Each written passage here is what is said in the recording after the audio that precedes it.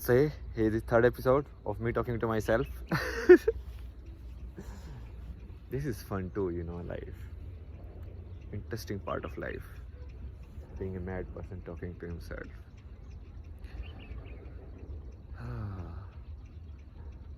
Always, like in the day, so many things comes in the mind, right? Nobody is watching. Why are you doing this? What's the purpose? This, that. But whenever I come outside, it's like somehow you just got the energy, like you just do it. So you just do it.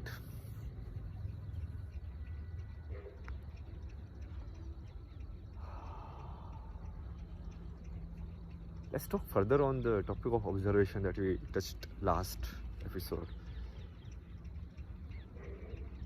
So till here it's very straightforward, right? That to know or learn anything you need to observe.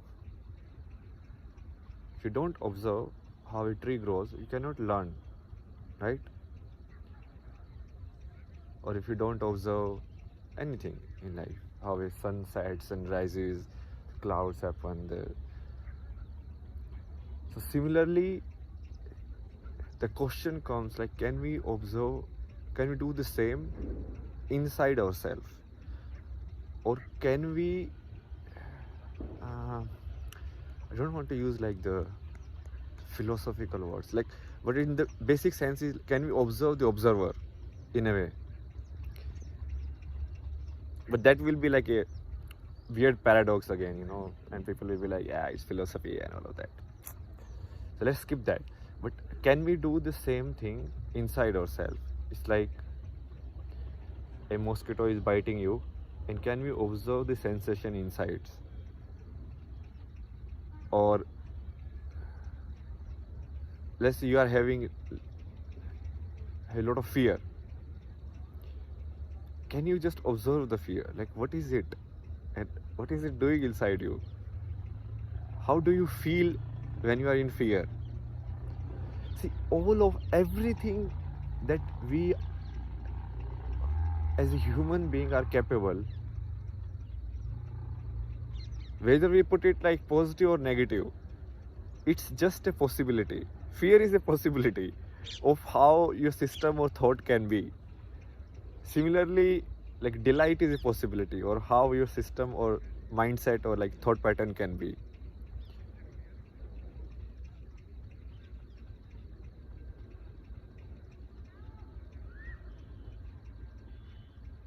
And to observe anything,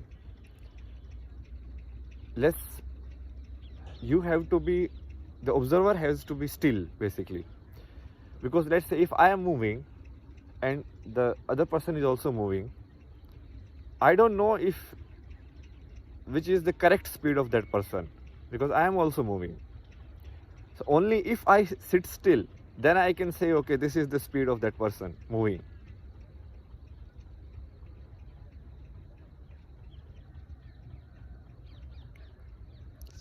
Simple enough, right? I mean, it cannot be more simple than this. Let me think if there will be a more simpler example.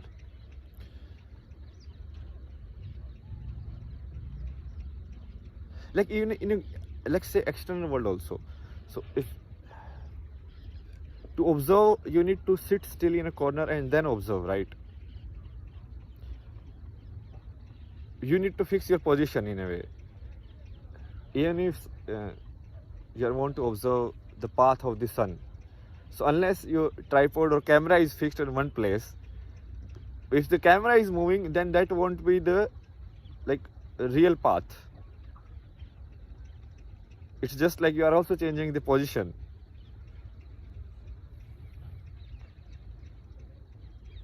So fixing the position of the observer is basically the next step. Once you accept the possibility that you can observe the internal or the thought or whatever is, then you need to sit somewhere to observe it. And that place needs to be like still, concrete, because only then you can actually observe it. I think it's simple, right?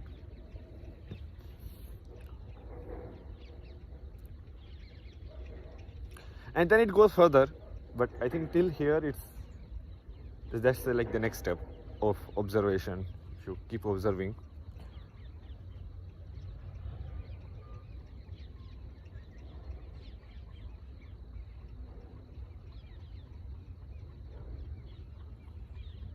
let us say observe this tree.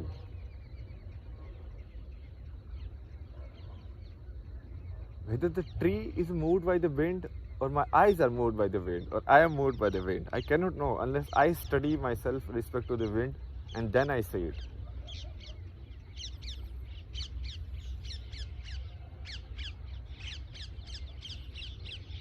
That's the observation insight. Next thing which came to my mind today is like, again like this thing, like observing your states. And it's very precious, like every state is very precious. You can never have a particular set of circumstances ever again in your life. So if you want to learn, you should be very observant about the states. Like if you are even having like even positive or what you say negative, any kind of emotions or feeling or thoughts,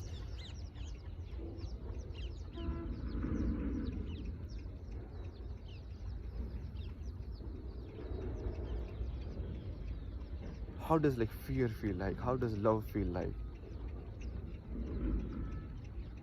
How does anger feel like?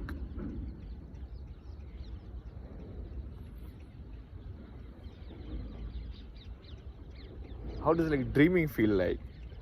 Witnessing your or observing your dreams is very interesting. Like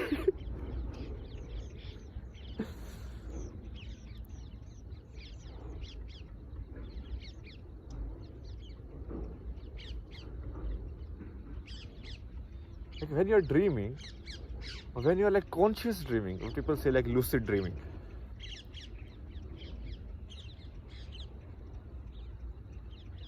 Somehow like this is,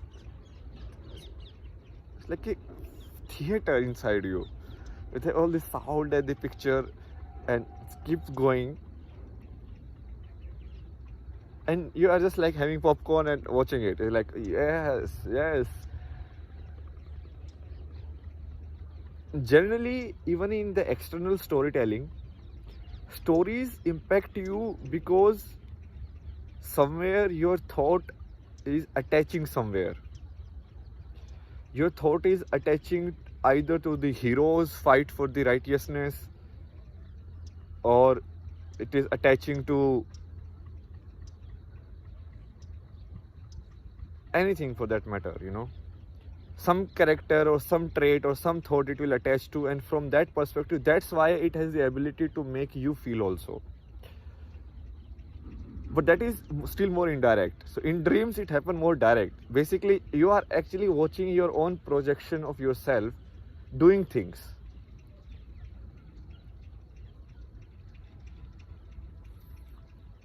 Dream is like the most crazy thing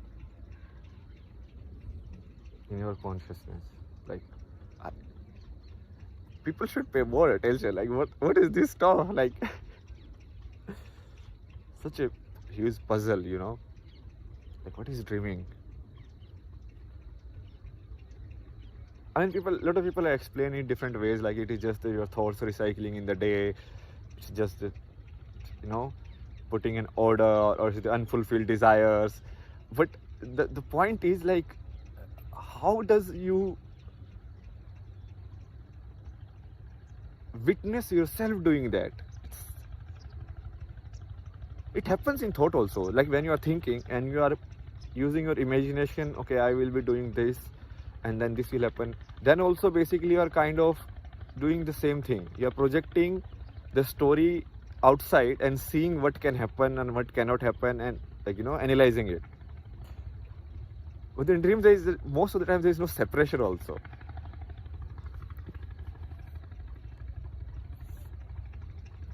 Maybe psychology must have evaluated it also.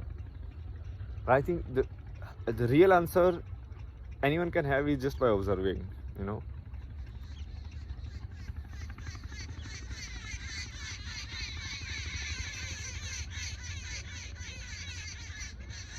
The other part is like the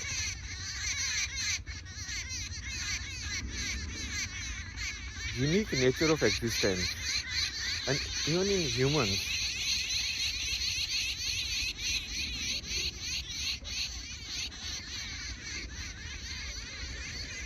in terms of experience,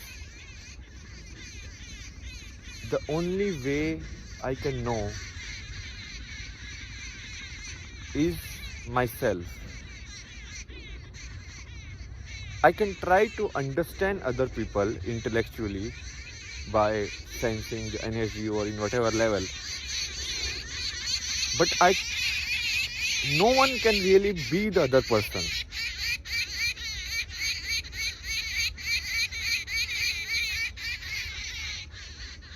It happens in nature also. So if you see like a tree, every tree of the same species will be different. No two like similar mango trees will be there. No two similar like guava trees will be there, or any kind of trees will be there. No sunset is same,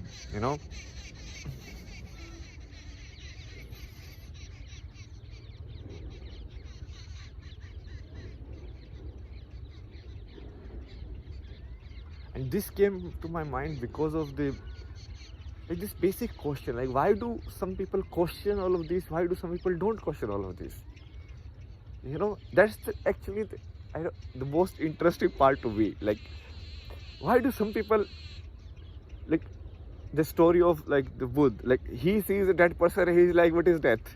But everybody sees the dead person every day. Like so many people sees the dead person, dead body, but they never question it. Similar to what, like, even in terms of scientists also, like Newton saw the falling apple or whatever the story is, and then he questioned, like, why does it fall down? Why does it? Only he saw it that way.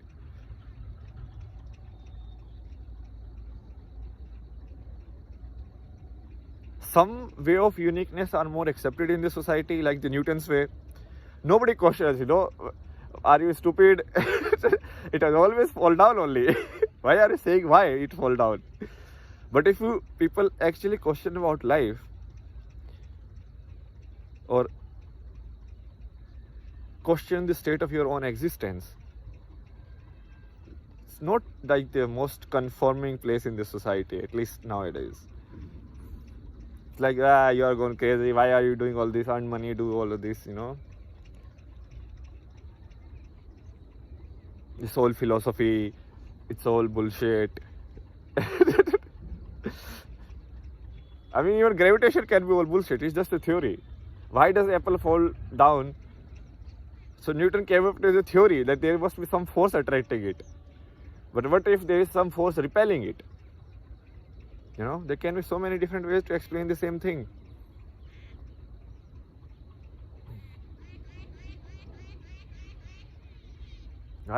It's like figure and ground relationship, if you see in terms of visuals. So what separates the figure from the ground? Like in a painting or in a frame, in a photograph, everything is occupied, every pixel is occupied. What makes something the main character and everything else as the background of the surroundings? You can see it positively also. Like, okay, I am seeing the foreground, the main character, or I am seeing the background or the surroundings around it. But what differentiates that?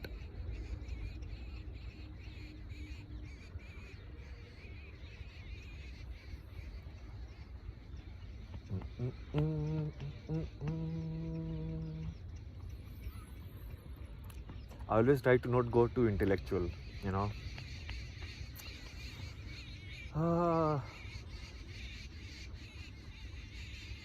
because the seeds needs to be as simple as possible, so that even like a child can understand, or like, I'm like, yeah, that makes sense.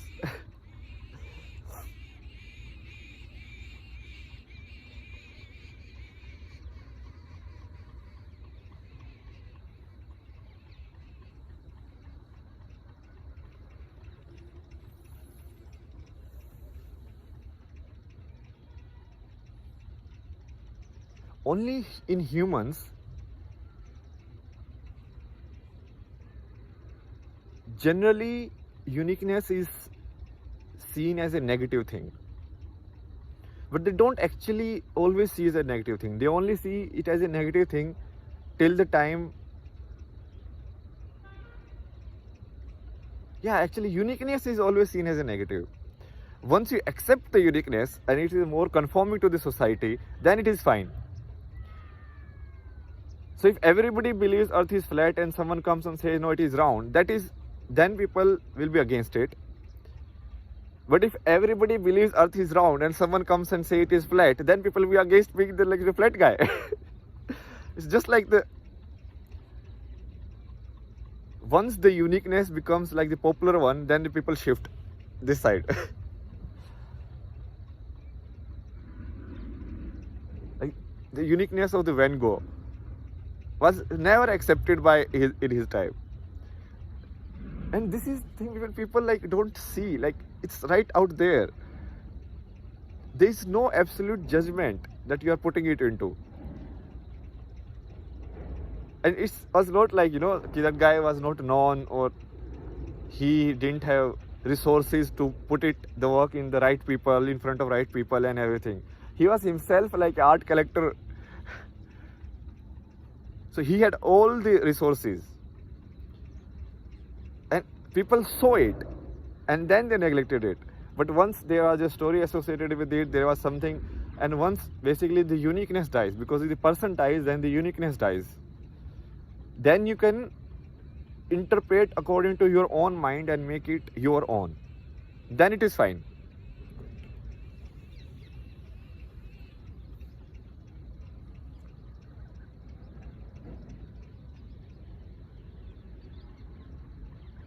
That is also the difference between like learning from books and learning from reality, like a real human being. Because a real human being need not be fixed in one position. But a dead human being is always fixed in one thought. This is what he said. Now, whatever we mean it. That person is not going to come and oppose and say like, okay, no, this is not what I meant. You can mean it however you want. So it becomes a property basically. It's not moving in itself. You cannot own a changing thing, but you can own a static thing.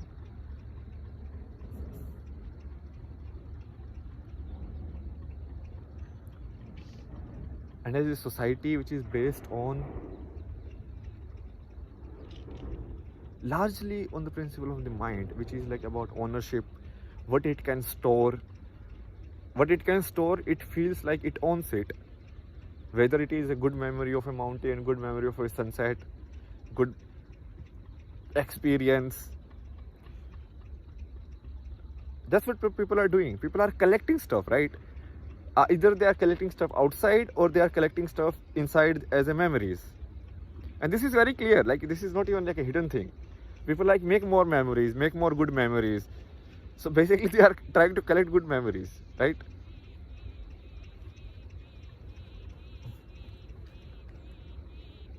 So till the time that is there, anyone who comes and steer the pot or the present situation will be opposed. Once the person is dead, it is fine. If people accept in that time also, then those people will be mostly based on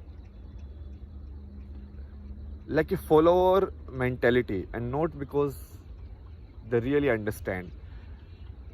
Because in a sense, your life, nobody can actually understand it fully the way you have understood it.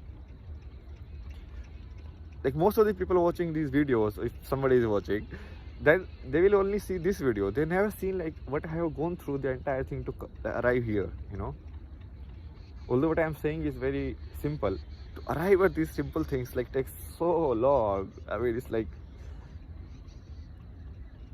basically like you travel the entire earth and arrive at the same point. And initially also you didn't know, and then after traveling everything also you arrived at the conclusion that there is nothing to know. But now you are saying it after a thorough investigation. So the difference is the experience of it. But if you just go by words, then it's hard, you cannot judge who is saying by experience or who is just saying the words.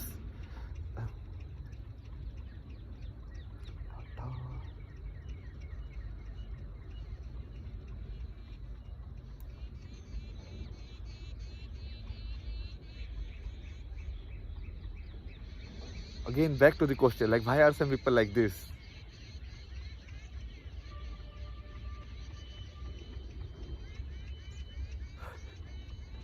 Why do some people come and question like, what is life? What is that? What am I? Who am I? And why some people are just like, who cares?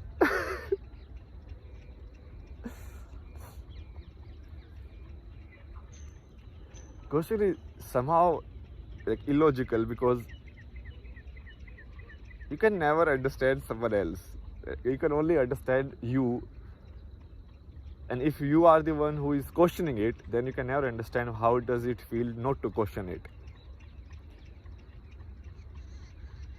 Similar, like if you think about your life, okay, the people you have met, the decisions you have taken, look at them as like a very precise events happening one after another. Even if like one thing doesn't happen, the entire thing falls off. The thought came to your mind, oh, I should do it. Then you prepared for it. The entire year, you met this person helped you, this person put you down, but this putting you down steered you in another direction, and then direction, then you did this, then you did this. Look at how delicate it is. But is in reality, like question this, really, can you know any other way?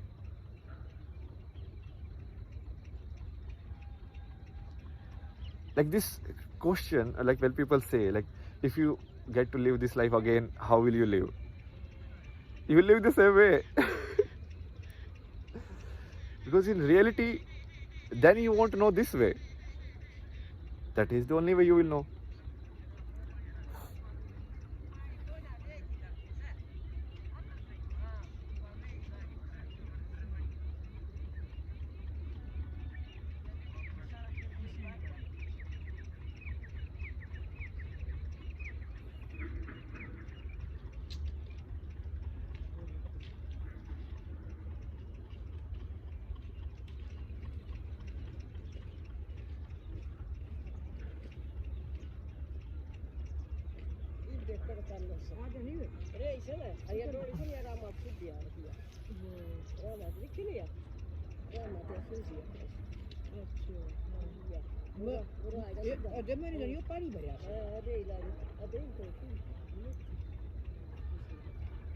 Like somehow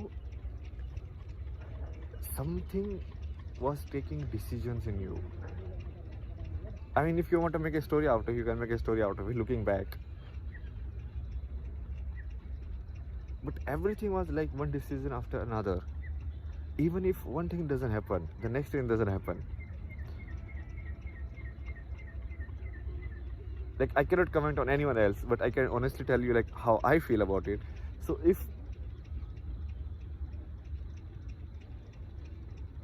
in my childhood, if I had not gone the study route, like studying books, all of this,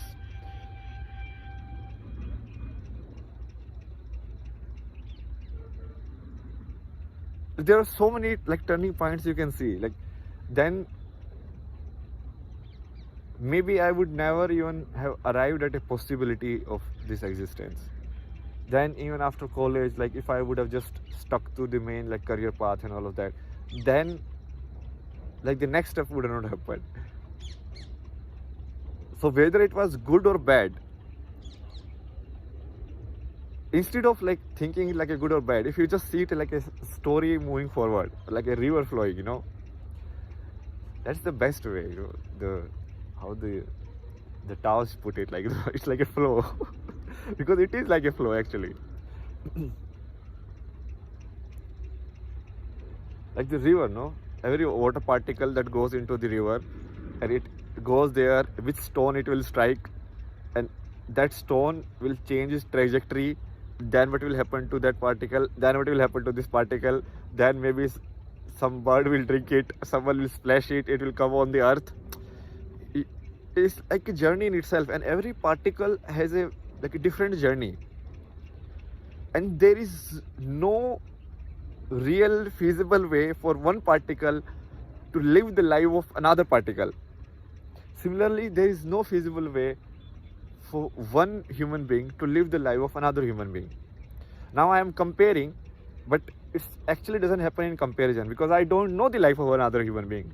All I know are the words they communicate, are the actions they have taken, basically the observation data that you have. You don't know what exactly how they felt, because every emotion at every moment paves the path of the future. If you are angry at some moment and you talk rudely to that person, maybe that person in some future rejected your job offer or something like that. Who knows?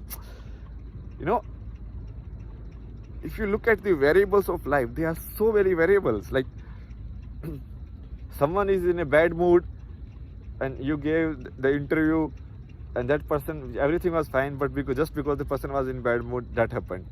Why was he in bad mood? Because something else happened. It's like,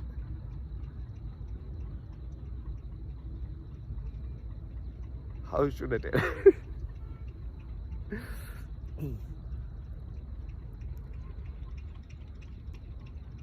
See, I understand all of this, but then again, the question, like the mind still like keep thinking and keep comparing. You're like, no, but why do you only feel that? Why do you only think that? Why does he do it? Like there is an answer, but there is no answer also.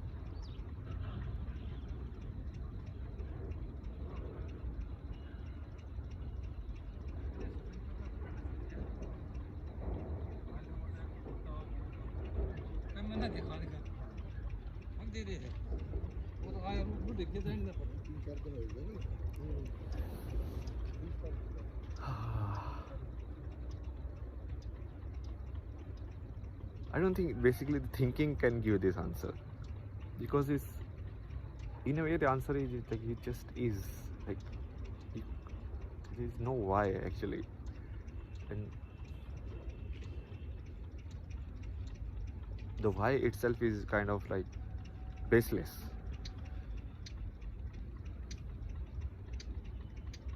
But at least still my mind is like still not accepting it. It's like, no, there has to be some explanation. There has to be why you are like this. You have to put some theory, like, oh yeah, it is all karma, it is related to like this. This happens, then this happens. But even if you explain it by some kind of theory, that doesn't change the fact that you are like this only, and other people are not like this. Even their life is actually also unique. If you see, every person actually lives a very unique way of life, but because they always see from the perspective of other people, or they always see it in perspective of like comparison. Even if for me, like a lot of times I just like do this, like even this feeling of uniqueness comes from that, because actually when there is no uniqueness only feels like because you are comparing. In reality, it's only you who is living or taking a certain decisions, and something is happening. Sometimes maybe what you perceive as good happens, sometimes maybe perceive as bad happens. But it's just like a set of decisions or in a pathway that you are following. A criminal follows his own path. Some other scientist follows his own path. A person born in Western world follows his own path. Born in Eastern China follows his own path.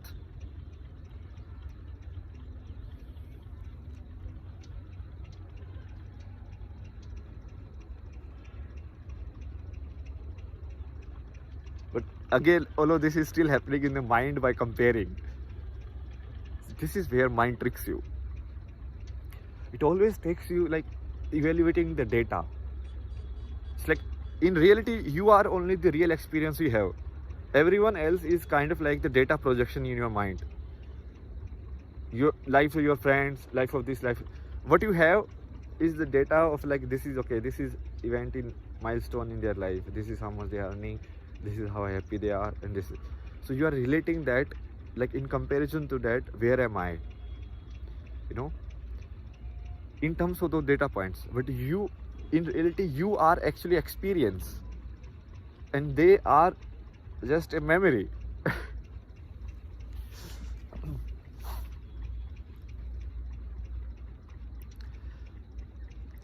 See, if you have gone this path, there is no turning back basically. Even if you try to turn back, you will just like transmute it into some weird form, or it's like you can never avoid, in a sense, like what is supposed to happen. It's not like it is fixed, but how do you take decisions? Like if based on certain data you will take decisions, this is the better one, this is not the better one. But even that decision making ability is yours, or is it like some way unique to you? It is what it is. Bye. See you guys in the next episode.